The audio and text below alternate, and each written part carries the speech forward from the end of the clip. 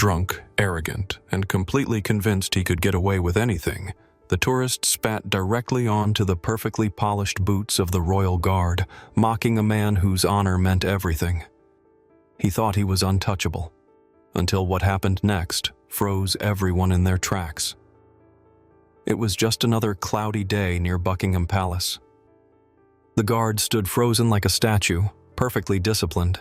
Suddenly, the usual tourist buzz was cut short by the harsh smell of alcohol, sweat, and greasy fries approaching fast. "Hey, tin soldier!" slurred the fattest tourist anyone had ever seen, wobbling forward, beer bottle in hand. His Hawaiian shirt struggled heroically to contain his belly. "Are you even real, dude? You look like a stuffed animal." He stumbled forward, nearly falling, but caught himself, cackling loudly.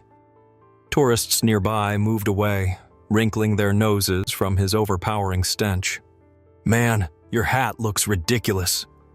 He reached out and rudely grabbed the guard's bearskin cap, jiggling it around roughly. "This thing real bear fur? That's gross, man. Animal cruelty." The guard didn't even flinch, eyes fixed ahead, jaw clenched tightly.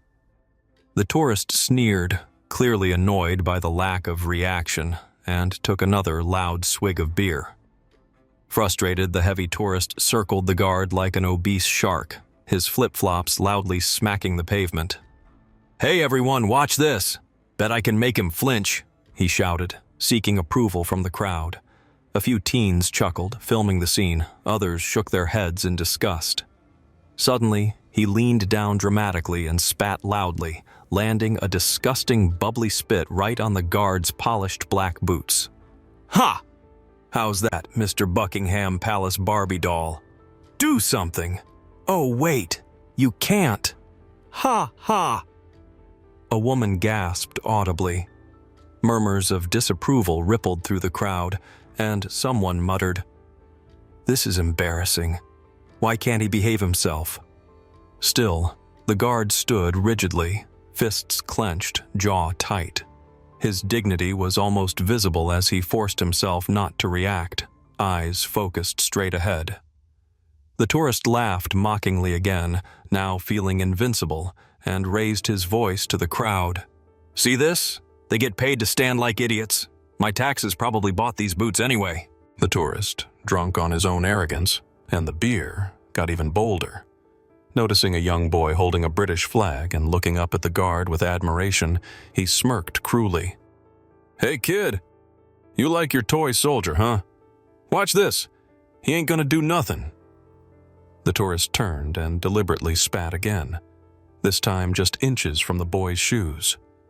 The child flinched and stepped back, scared and confused. "Don't worry, kid. Your hero's a fake. You might as well worship a mailbox."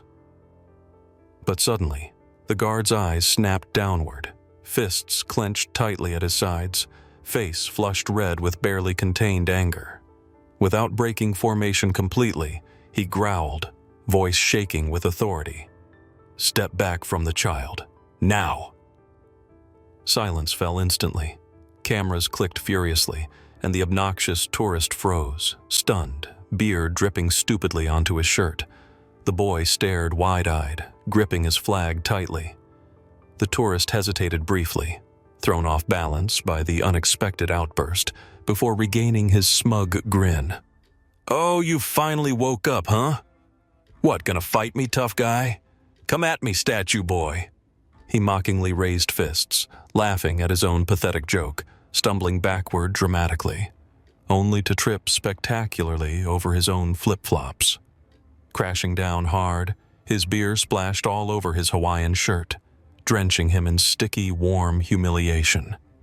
His face reddened in embarrassment, hearing laughter erupting from the crowd around him.